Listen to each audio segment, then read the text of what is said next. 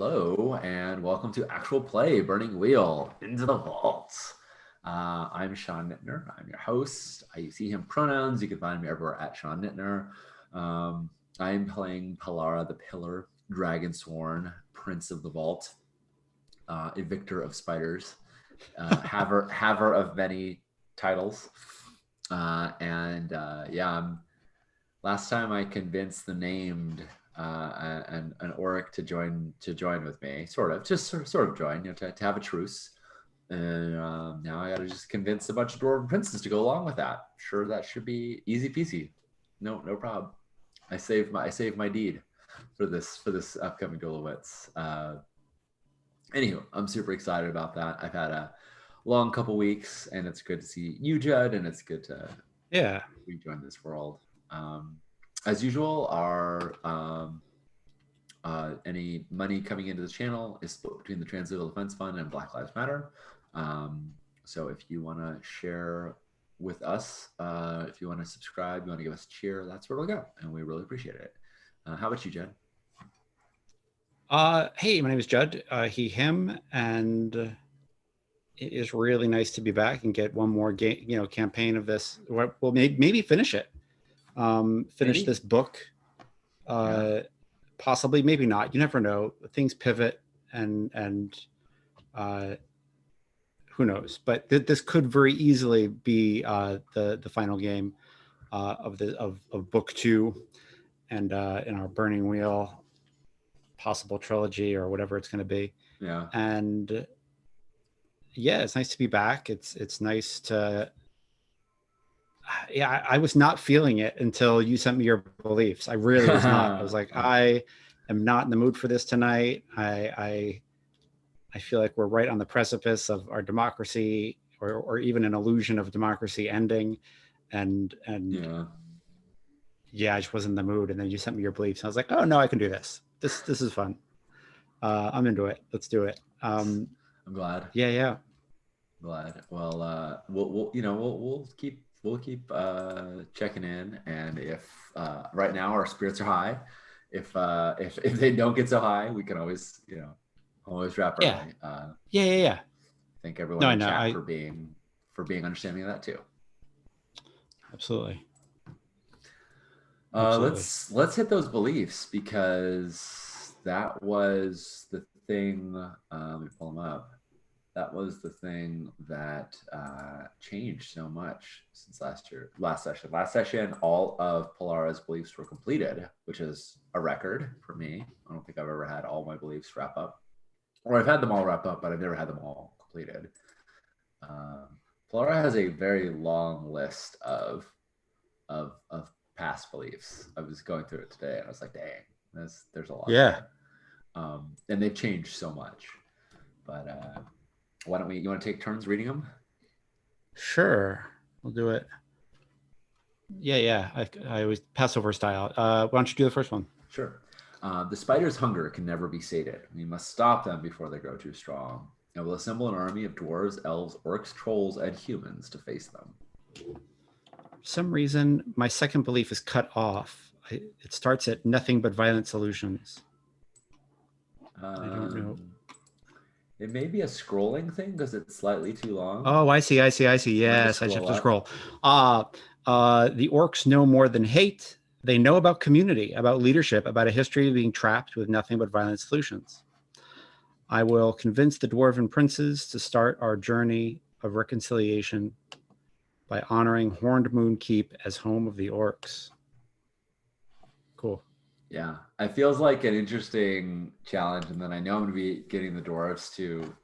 I'm going to try to rally them for war, and it's like, and also, so I'm wondering which one will. Yeah. Anyway, I think that's going to cause me trouble, but that's what beliefs are supposed to do. Yeah. Yes, that is definitely going to cause you trouble. Yep. Yes. Krabika is a constant thorn in my side, but he speaks the truth. We can't both try to make peace while at the same time preparing for war with the orcs. I'll work with him to arrange an exchange with the name. And I kind of left that intentionally somewhat vague of what that exchange would be, because I can imagine it being a person. Like, we send someone to we'll live with them and they send someone to live with us. Or it could be trade. I mean, that's a thing that dwarves do, and like we're good at trading goods and services. So I don't know. I wanted to feel it out. I wanted to leave Karbika some voice in that belief, to be like, what do you think we could do? Yeah, I'm interested in whatever that turns into. So cool. Yeah, it's interesting. Cool. Shall we read the beliefs or the instincts too? Or yeah, they're short. Why don't you? Yeah, when I'm unsure about the best way to govern, consult the broodmother. It served me all right so far. Always remind strangers that I am Prince Palara Dragonsworn. Nice. That's definitely an issue of pride for Palara, but yeah. See if he gets into trouble. Always spend my evenings reading from the libraries in the vault. And always get a twinge in my head from impending danger. Yeah, I've got to remember that one. Got to remember that one when things are looking rough. Well, and I can also call it out in terms of saying, hey, before that happens, could I have done such and such? Because my 6 notes went off. So I'm happy to advocate for it as well. Yep. I think we left off with Palara just owning the named in a duel of wits. Such a turnaround for me from the days of Bina just getting destroyed by a Dwarven Prince in a duel of wits. Right. Destroyed by everyone in duels of wits. Yeah, destroyed by everyone, but I had a particularly bad one against Bulat, where I took exactly 0 of his disposition and he just decimated me.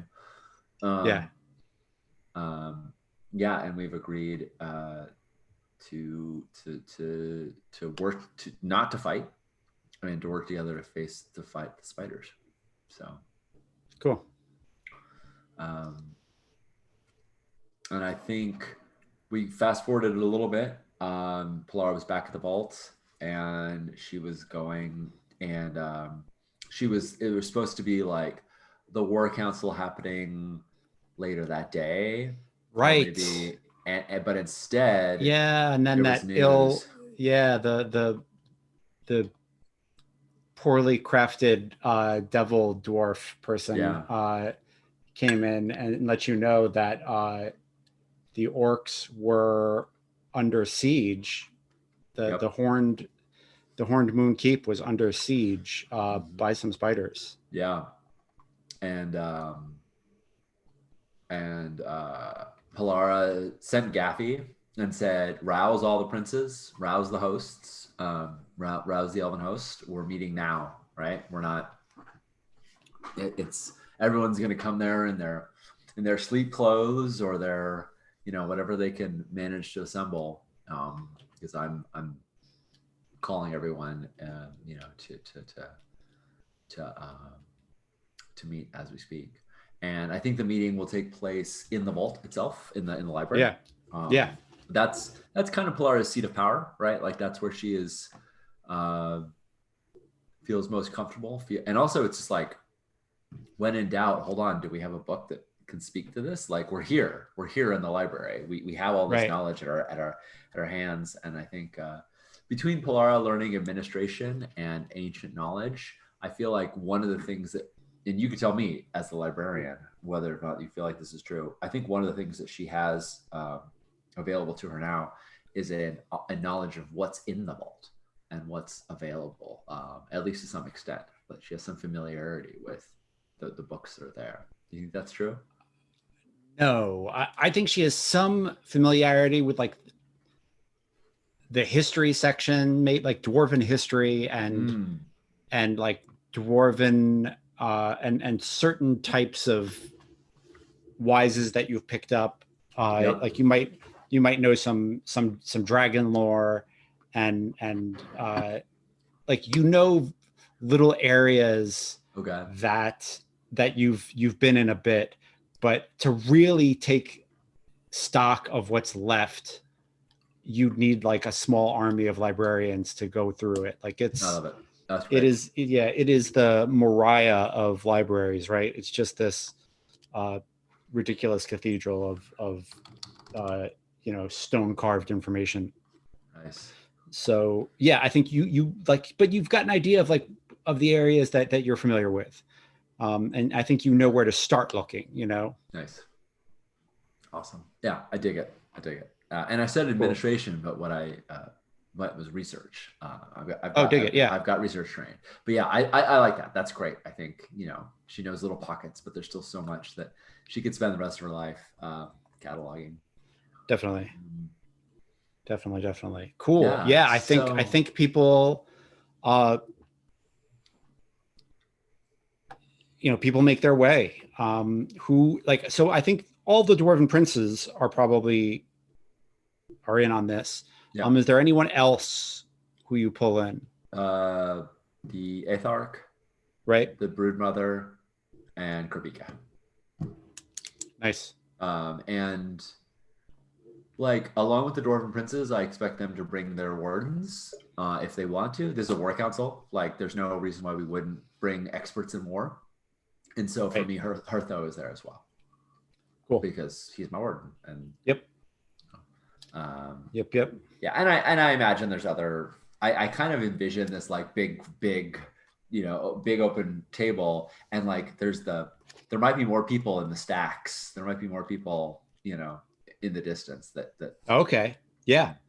There's kind of an audience. I think so. This isn't private, secret. I mean, maybe it should have been, but it isn't now. It's all rushed and chit, Yeah. Get everybody there. Yeah. So. Love it. Yeah. Love it. Let's anybody not show up? Any challenges getting people there? No, I think people are curious. I think their curiosity gets the better of them. So cool.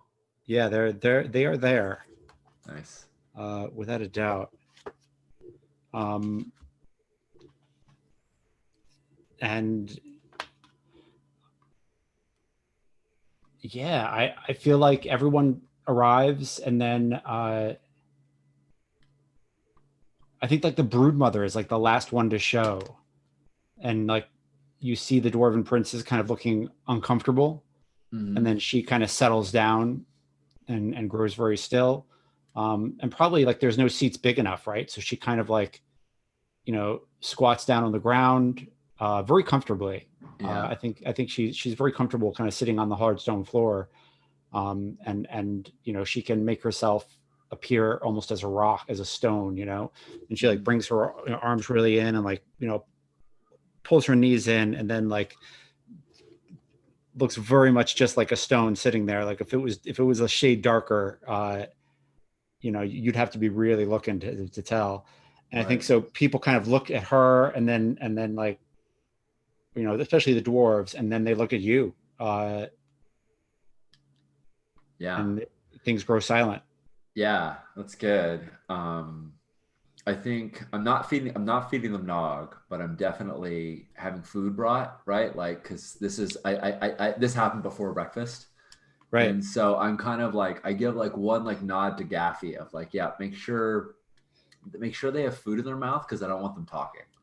Right. I want something keeping them from talking for a moment while I get this out. And so I'm sure there's a lot of, cold meats and vegetables and whatnot that can be served quickly. And as soon as there's that silence, Polara sort of nods at the Broodmother and then looks to all the others and says, thank you, princes. Thank you,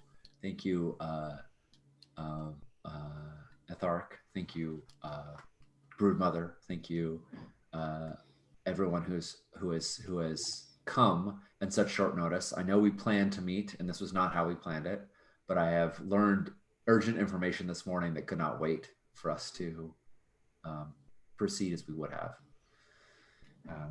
The mountain to our west, once called Rune Hall, has been attacked by the fell spiders. As I'm sure comes no surprise to any of you, I hoped to bring you all together to discuss to unify ourselves against the spiders, and I thought we would have the advantage of time to plan and discuss the best strategies. However, they are now at our doorstep. Was it so? Remind me. I'm sorry to interrupt, No, Sean. I just want to get was it that they were attacking Orkant, or is it that they were attacking the Horned Moon fort, where that's on like a hill between you and Orkant? Oh, I don't remember. Let me see if I have it in my notes. I thought it was that they were talking Orkant, but I could have conflated that. Let me check. Yeah. For some reason, I was picturing, I was picturing the Horned Moon Keep. Okay, cool. That's fine. So that's, they make assaults on a keep, and Polaris sort of like holds this. She looks at Kurbika for a second, and she sort of holds this in her mouth. She like rolls this over in her mouth for a second before she says it. She says they attack a keep just to our west, between us and Old Rune Hall. That is held by our allies, and Polara is 100% weaving the line between. It's true that it's held by our allies, but she's allowing them the belief that their allies are dwarves because we hold some of those forts, right? Right. And she is not saying right now who those allies are.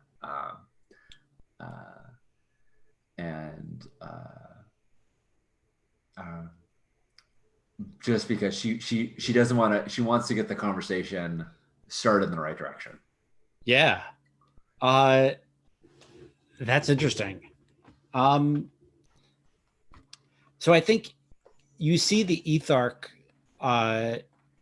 has one of her outriders with her, and he looks confused at your description, and then he like steps, he like goes to speak, and you see her like put her hand on his shoulder and stop him. And I mean, she was there, right? She was there when I talked to the name. She came with me. We thought. Right. Yeah. And so she like, anyway, she stops him from saying, you know, spiders are attacking the orcs, right? And she lets your, you know, subtle play go for a bit. I'm just trying to figure out if we should have a roll to see like how far does that go, right? Like how is there like an oratory roll that we could have to see how well you sold that aspect of it? Because that's a definite, like, who are our allies who aren't here, right? Like it's like, does the shock of the spider attack right next to this mountain overcome that little obfuscation that you did? Yeah. I don't know. Do you want to make like just like an ob 3 oration roll and see how that goes? Sure. Cool. Let me pull it up.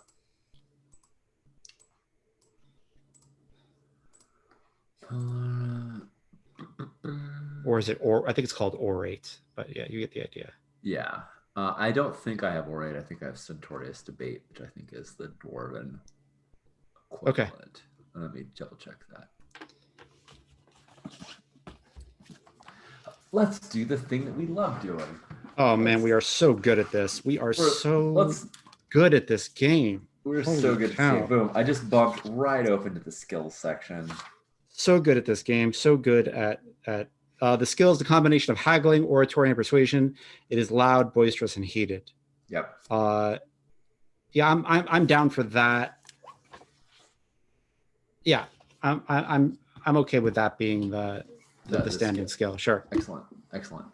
Wonderful. So as long as you're really yelling this, like, I don't want you to yell in my ear or yell at Yeah, Yeah. but like, No, no, yeah, I think it's a good point. I think it starts off as like thanks for everybody being here, and then it kind of turns into like uh Polara attacking somebody's plate of food as she like shows like there's some like bones, and she like stabs it with her finger and like flings a bone behind her and yell nice. like, like, and then like takes like a leg and like bites like bites it. It's like the spiders just, they'll just eat, anything in their path. And she like bites it and throws a bone behind her. And right, like I think she is a very dwarf, right? Like you and I don't like to yell at each other, but I do think that she Right. is. Right. Cool. So excellent. So I'm gonna roll Centaurius debate. I would like to fork in Spiderwise because I think she could speak Yeah. to their devastation. She's seen it firsthand. Yeah. And I'd also like to fork in Ugly Truth because I think this is a very unsettling. They're going to be here, whether you like it or not. You may not even have the opportunity of returning to your homes, to your holds, Right. if we don't act fast. Like this Yeah. isn't a future. Oh, let's all plan this over the next 6 months plan. This is a suddenly now it's in your face plan, Yeah. or not it's in your face plan. I think that's probably it because the question is not I don't think any dwarf wise is really applicable because it's not about do the dwarves care. It's really, do I sell them on the point that the thing that they need to focus most of their attention on is the spiders. Right. um, yeah.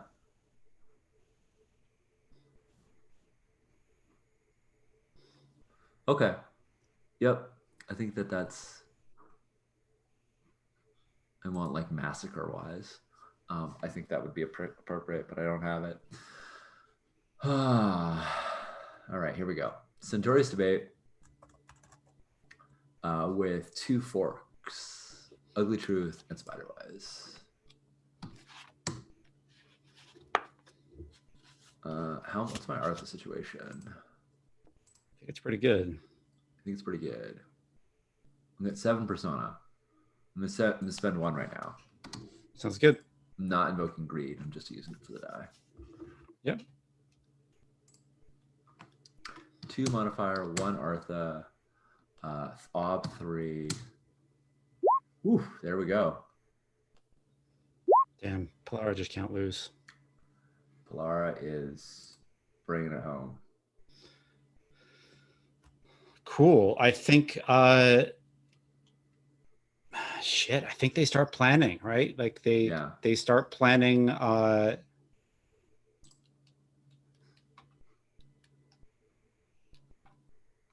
they start planning how to get people out there. And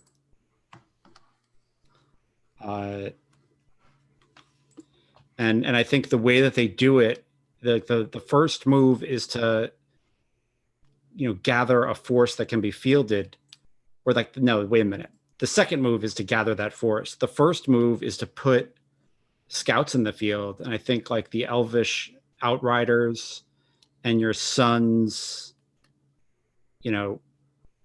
weird ass rangers, like ambush rangers. Yeah. I think they're called the Goat Rangers. The Goat Rangers. I love it. And it sounds way cooler in Dwarvish, by the way. I know that like Goat Rangers does not exactly have a ring to it, but in Dwarvish it sounds super dope. And I think the goats and the elves put their forces together and head out into the valley, to take stock of what the fuck is going on. Right. And they come back,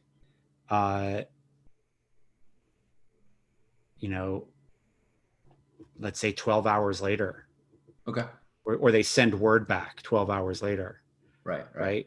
And I want to, in that time, sort of prepare the dwarves for the fact that our allies are in fact the orcs, right? Like I don't want Right. that to come back as a giant surprise when they right. Interesting.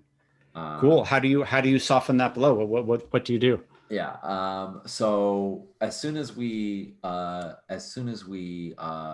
think, and you can tell me whether this makes sense, like before the Outriders go out, or whether it's while they're out and we're waiting for it. But this is Polara's approach, is to say like, um, the spiders are fell creatures who know the night, and know the darkness, and know the tunnels like no others.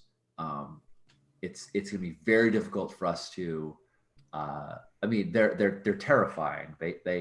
She sort of like looks up at the vault, and we all can kind of know like this is where the dragon lives, right? Yeah. They slew the dragon, right? And she says, but we have an advantage, and that is that. If there's anyone else who has spent all their lives living in these tunnels, between the holds, it's the trolls and their, it's the broodmother and the trolls within. And second, and this is where like it comes in. Second, the ones who hold the keep, the Horned Moon keep, are no strangers to war. Our allies there, and she's not like, obviously she knows it's going to startle them, but she's like not trying to dress it up too much. Like Polara isn't super fancy, so she says the allies there are the named, an orc who also Yeah. Right, like who also opposes the spiders. Yeah, I think the place explodes. Yeah.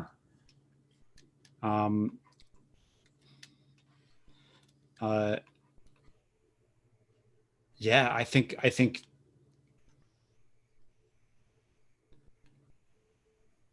don't think there's any way to have this come out in a way we're like, oh yeah, cool orcs, yeah, no problem, right? Like there's no way Polara expected this to just be like, oh yeah, it's great. But she does want to lean on the necessity, the urgency here. Lean on the fact that like they're the only ones in place. They know this area. Like they hold the fort. There's a strategic reason to work with them. Oh, by the way, we're friends now. Yeah, those are my allies. So yeah, I think, man, people get up to leave. I think the drunk uncle. I think Prince Zargon gets up, and she has her warden there, Mayra, and Mayra, the Elder Axe, and yeah, I think they just get up to leave. I think it's people start yelling back and forth. Yeah. Yeah. I think Karaya of the Iron God says, why are we even like, let's just let them destroy each other. Who cares? Like, she seems not to care. Right. And like the Queen of the Elves, definitely, she, like the Ethark kind of sits back. Yeah. And Bulat seems confused, right? Yeah. Because he has vouched for you. Yeah. And so, right. And I think following the overall vibe of the situation, I think that the kid from Jeweled Womb gets up to leave too. Like he looks at, you see Prince him like look Tiaza. I think you see him look at his, like he like looks up at a balcony where some guilders are, and you just see them like shake their head like no, and then like you should leave, and he gets up. Yeah. And like you see him say like, thank you for your hospitality. Like he's but he like mumbles it as he's going by. Yeah. And Bulat like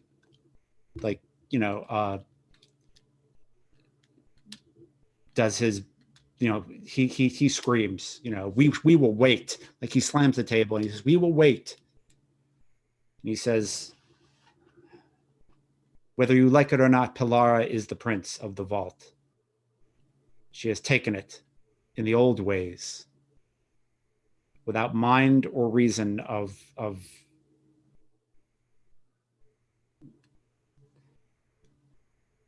the ruts we have dug ourselves in. Nice. What do you mean they are our allies and they are orc? That makes no sense, my friend. Explain it to me. And I look at Bulat, and how nervous does he seem about Prince Zargon leaving? Because there's half a mind that Pelara has to be like, fine, Zargon, leave. But also, if everybody's looking to Zargon to follow her lead, then she will be like, Prince Zargon. He seems upset. Yeah. Yeah. He definitely seems upset. Yeah. All right. Well, I'm going to try a twofer and we'll see how it works. But I spent all this time like binding Prince Zargon's knowledge, right? Yeah. I spent all this time taking all of this wisdom that she had accumulated over the years and scribing it and turning it into a book. And I want to pull something from that that she can hear me say before she leaves. Yeah. I want to pull something from that because I cannot fathom that at some point she didn't say something about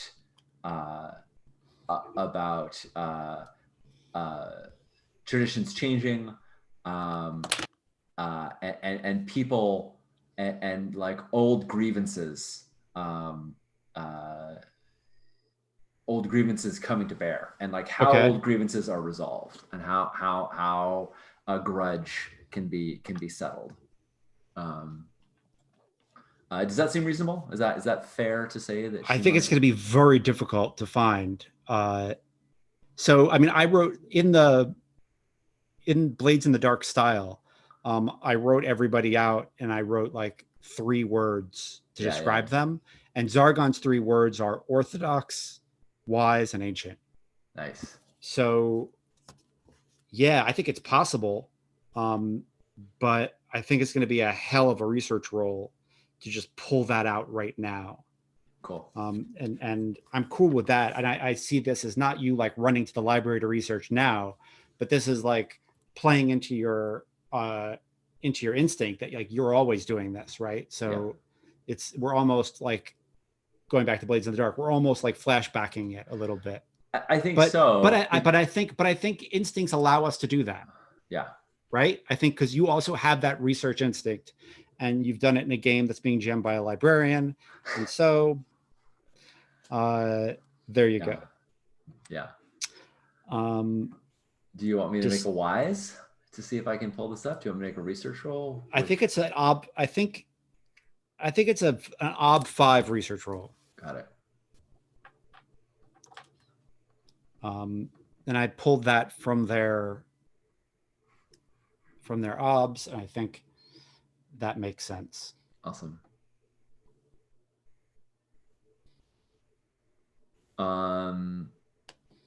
Fantastic. I want to fork in because she is wise and ancient, and I am probably going to be pulling something from the deep lore. I want to fork in ancient history. Cool. Her past. I want to fork in Oathwise because this is 100% about how grudges are resolved. I want to find something, and feel free to say, oh, the ob is even higher here, because I want to find something that is about 2 people who have sworn blood oaths against each other and what that resolution looks like when it's their great grandchildren, when it's not the people who did it themselves, but it's their descendants who don't have that same, who carry the oath but don't carry the harm. And I know I'm kind of asking for the moon here, but I mean that's I guess why the ob is Ava so high. Yeah. Yeah. So yeah, I think that's it. I think I'm just bringing in uh, uh, Oathwise and Ancient History. Um, I don't think Ugly Truth or Soothing Platitudes. Sometimes I can leave one of those in, but um, No, I'm not. and I'm gonna spend I mean, ugly. So I could see Ugly Truth if there was some instance maybe where one of her aunts or she in her youth, struck a deal with Orc who had captured one of her relatives. yeah, And did it as if they were a legitimate people. yeah.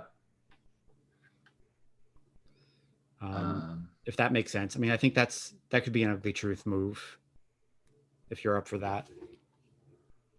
I think it's a powerful move if it involves, her making an oath to an orc. Yeah. Right. Right. Awesome.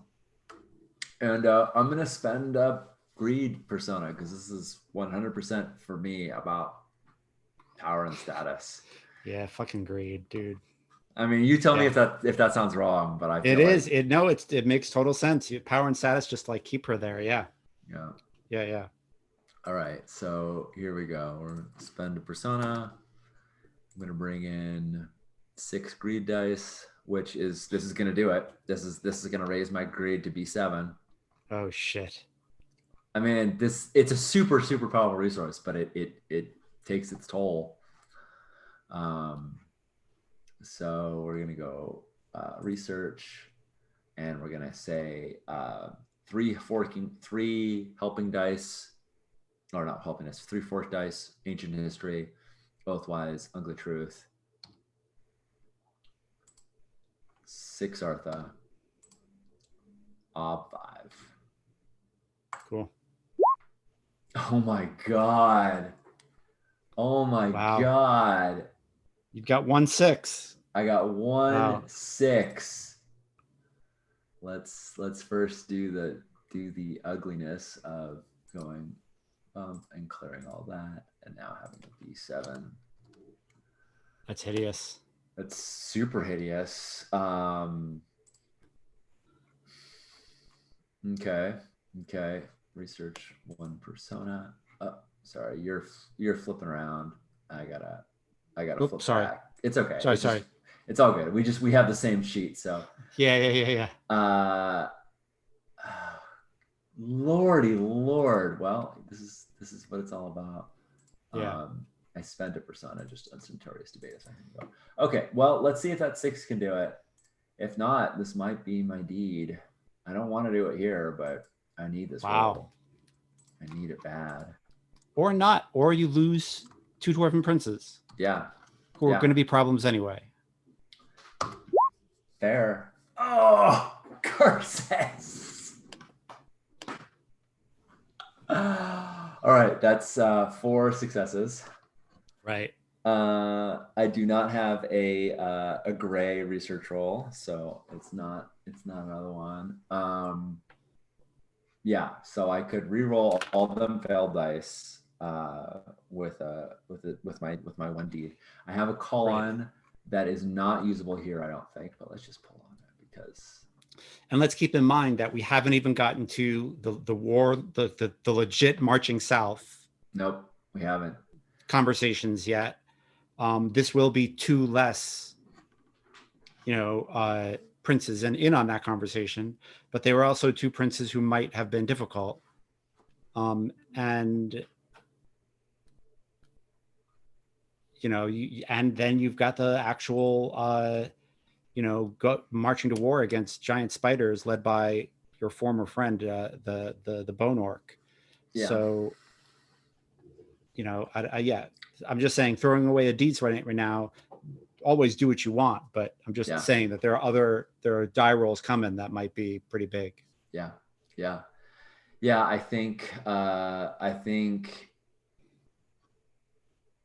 I think you see like, you know, the golden glint in Polara's eyes that make you think, oh, is she a devil as well?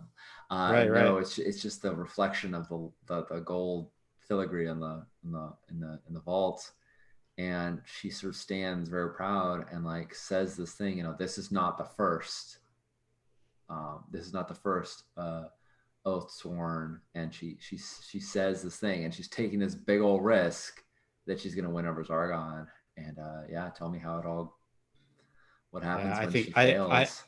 I think Zargon doesn't even stop her stride to listen to you, and I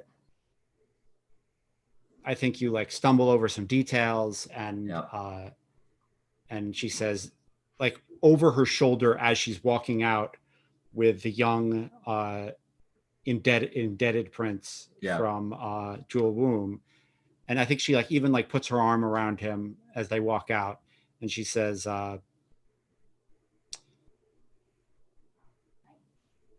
"Princes princes do not count. Dwarven princes do not count orc among their allies. Yeah. I have to consider whether your princedom is legitimate at all, and I must do that from the safety of my own holdfast." And like she doesn't stop to say it. She says it while she's walking, and like the Mm-hmm. words echo off the walls back to you, right? She does not turn to like give you respect or anything. Yep. She just walks. Yeah. In you know, and yeah. Yep. Yeah, I think that was a big important thing for Polara, but also in some ways like there's some way to like, how would she expect, like I how would she expect any different? I just watched, we just binged The Queen's Gambit, which Right, right. if you haven't seen it, I have very not. big. I really like it. But um, you know, she's a chess prodigy, but doesn't win every game. And Right. sometimes she loses, and it's hard. And I think Polara takes this hard because this was, she didn't know where she stood with Zargon. She knew that Zargon wanted more than she was willing to give, and she didn't know whether she was going to respect her for holding her own boundaries or not at the end. Yeah. And this was like, you know, she sort of looks at Kerbika when he was like, "You're never going to win her over. She's always going to hate you. She's always going to think you're a clan dwarf and never going to regard you." And she sort of looks at him and is just like, just bites her lip and says, and then just sort of like looks matter of factly at Bulat and says, "Well, it looks like we have a lot of work to do." Um, and it's, she closes in on the table, and it's like there's a certain sense of um, how do I phrase this? Like, I think the look that Polari gives everybody else is like, go ahead and see if you want to be my enemy too. Right. Like, if you want to follow her out, I get it, but like she's drawn a line, and Yeah. So I think there are only a couple princes left, right? So the Iron God Prince, Prince Kyara, yeah, looks amused at the whole fucking thing, oh and she's yeah, like sitting back in her chair, and her foot is up on something that her foot just shouldn't be up on, yeah, and it's like up on a bookcase, and she's enjoying this whole thing. And oh then I yeah, think Bulat says, like, puts his hand on your shoulder as if to like slow you down, and he says, "We have a lot of work to do. To do what? What am I committing my people to here? I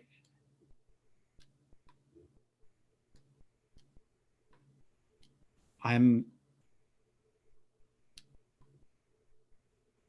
I need convincing, my friend." thank you for taking the time to hear me out then. it'll be some time before the Outriders come back and they can tell us more. Yeah, and this is probably not the audience where Pollara was hoping to have this kind of conversation, but she was hoping that Zargon would still be here. But I think this is where she's gonna say, like, yeah, I mean, this is where she's gonna make her plea to Kiara and to Bulat to reappraise orcs and to rethink them. So she says I've met the named, and he struggles with the same challenges of leadership that all of us do. He struggles to keep his people fed and to make sure that they listen to him, that they respect him, and that he takes care of them as well. And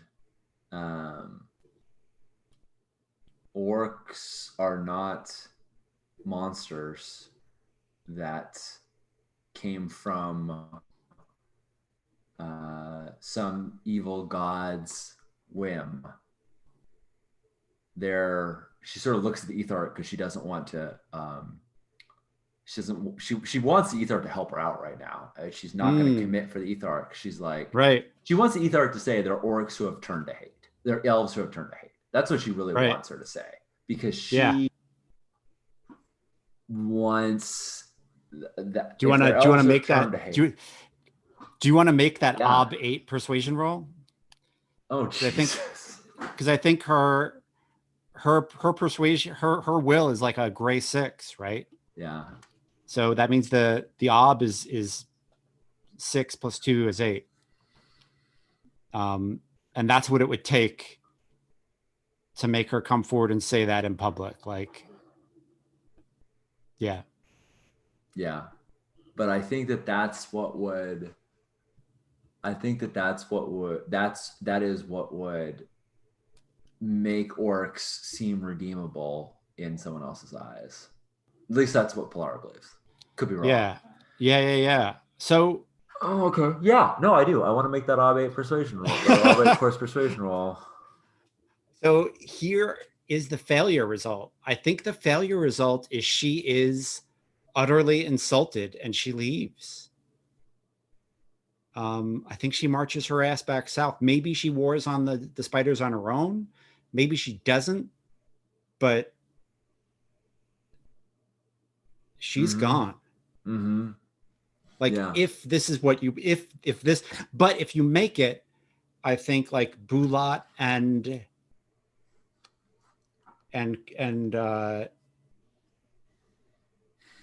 Karaya are in for this portion. Like they're in for kicking the spiders out of the valley. Yeah. That's enough. That's enough for me. I don't need them to say. Pollara doesn't even know if she's ready to be best buds with orcs, right? Like, it isn't like, oh, cool, all's forgotten, right? Yeah. It's not. Yeah. Okay. And the reason why I'm not making this something as big as this into a duel of wits is because I am kind of looking ahead and seeing like there's a lot of duel of wits to come. And so I think this is actually kind of more interesting as just a straight up crazy ass persuasion roll. Yeah. Excuse my crazy ass is not probably the best way to put it. Just very, very challenging, very difficult. Very challenging gonzo persuasion roll, shall we say. Okay. Well, all right. Let's see what I can do. I mean, maybe I spend another persona, bring greed in here. Maybe I spend the deed on this. I don't know. This is these are Pollara winning the war is less important to me, Sean, as a player, as Pollara being able to try and break down some of these barriers. So Right. if I win this and then we get massacred in a war with them, that would suck, like for Polara and for all the dwarves. But for Right. me as a player, like I am more invested in that than I Interesting. am in like winning the battle. Yeah. Yeah. So that's where I'm going to spend my resources accordingly. Okay, let's start with what I got. This is a course persuasion roll. I'm looking Yeah. at her. I want to fork in family wise because this is very personal to her and her brother. This is something that's happened imminently to the Etharch, not something that's happened, not a distant thing. I want to fork in ancient history because this is going back. This is the way dragons are born, the way orcs are born. What they are. This is the roots of our people. This is Yeah. before dwarves existed, even. Wow. Okay. I want to work in Elfwise because it's about elves. Yep. Oh damn it! I have Noblewise. I didn't think I had that. I should have brought that in against. I was like, I want to fork. I don't have Noblewise, so I can't fork it in. I just looked at it. Okay, that's fine. I would have brought that in against Zargon. Elf, family, ancient history. Sounds good. I think that's it. I don't have any others. I don't want it to be ugly truth. This is a pleading moment, not a Yeah. it's not a I'm gonna tell them if you don't moment. Right. Which I think would be extra leverage because she values a relationship with, the Etharch sort of taking a chance on her. Din Aranel. Areliel. Thank you. Din Arneliel. Thanks. All right, so that's 3 helping 3 forks. Course persuasion is B4. Ob 8.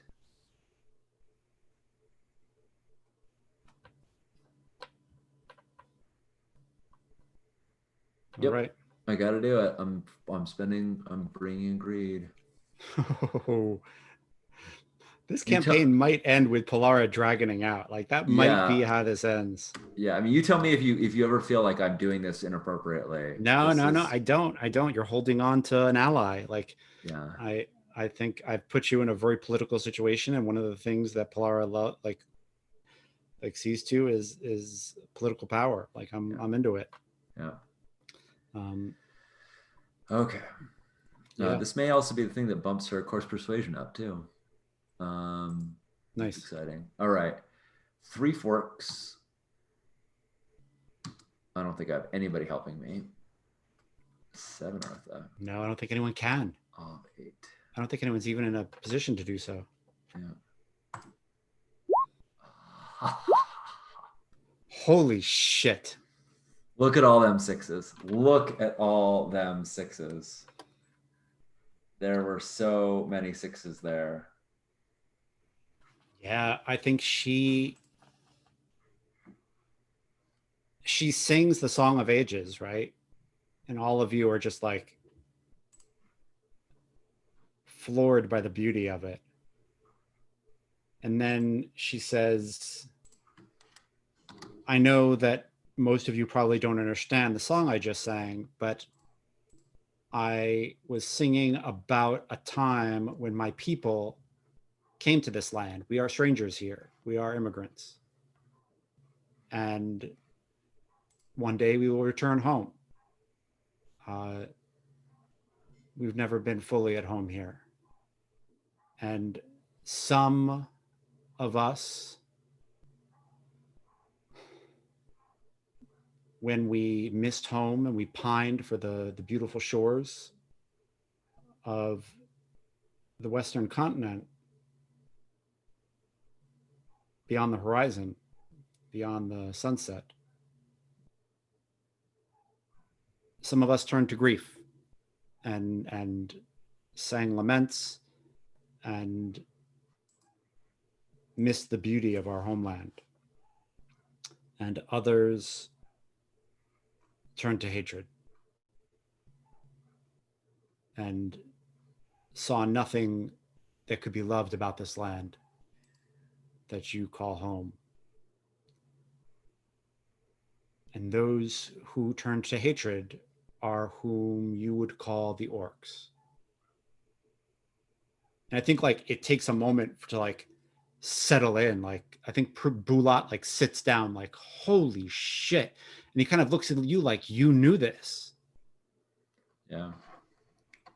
And I think even like irreverent Karaya, you know, the Iron God, the warrior, right? Right. With her foot up on something, not impressed by any of this, just like enjoying watching you like squirm, like sits up and then stands like she's gonna like say something, and then sits again, and like people are just murmuring to one another, you know, up in the rafters and the balconies and the out in the stacks where people are listening. And she says,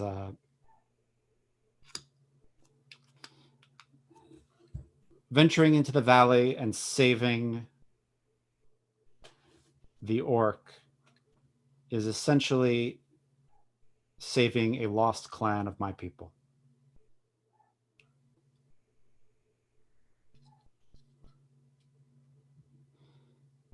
And yeah, I think Bulat says we should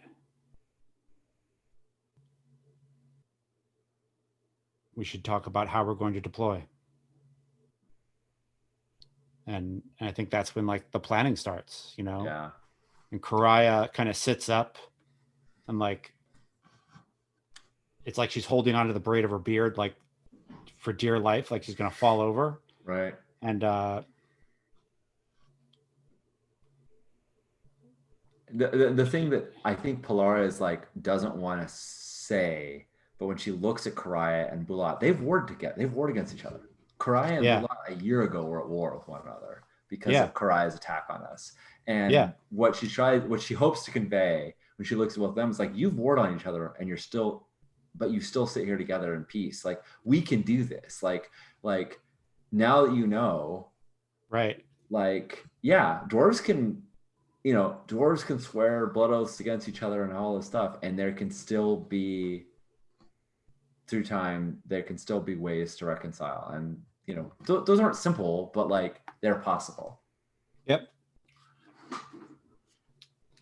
I think Bulat looks to Karaya to like take leadership of the deployment. And she says, Your Majesty, I would assume that the elves could get to the valley faster than any dwarves could hope to. And the Etharch says, that is so. And she says, then I would ask that you move your troops into the valley and fight your way to the Horned Keep as well as you can. And we will move overland and under it to come out and support. And we will be there as quickly as we can to pick up your reserves and see that you are not fighting in vain.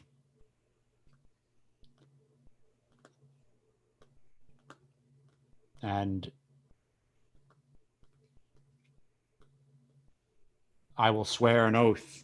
And she like turns to like a graybeard and she says, I will swear an oath in front of everyone here. And I think she like stands on the table and says that we will not let our elf siblings in war fall because we were too cowardly to show up. We will be there. And I think like, you know, the Greybeards carve up the oath and they start planning it. I don't think you have like any strategy. Like I don't think you have any. No, I have no tactics or strategy skill. Yeah. Hertho, I imagine, does. Right. Yeah, he's got a little. But you know, but you yeah. have administrate, don't you? I do have administrator. Yeah. That might be a logistics, strategy, games, and tactics are the forks.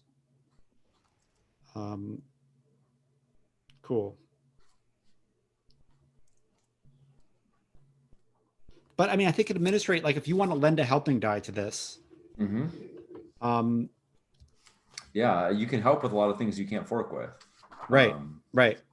And so, yeah, if there's a strategy role here, I absolutely would like to lend.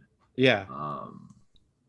And I'm, in a way, I'm less interested in the strategy role and more interested because, yeah, I'm just not too hell of interested in it.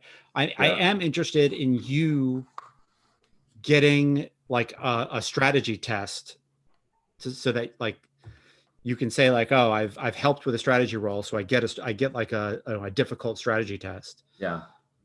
And then getting to it and getting after it and getting to the next scene that makes sense where we're testing those awesome beliefs you wrote up. Yeah. Because I don't feel like you really have any beliefs about like planning a battle. No, I have beliefs about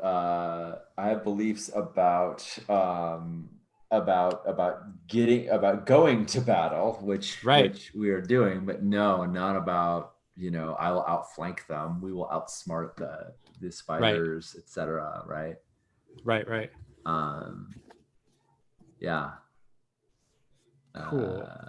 Dig it. And I think like, we've been at this about an hour. Yeah. Do we want to take a break there and then like come back in the midst of the shit? I think that sounds great. Cool. Let's do it. All right. So do you want to roll now? Do you want to roll when we get back to see? I mean, I'm not going to make a strategy roll. I just, a strategy roll is definitely happening. Right. Yeah. But I'm not so interested in like that. I'm interested in like, in the battle, the things that happen that are going to go after your beliefs. That sounds great. I think in the way that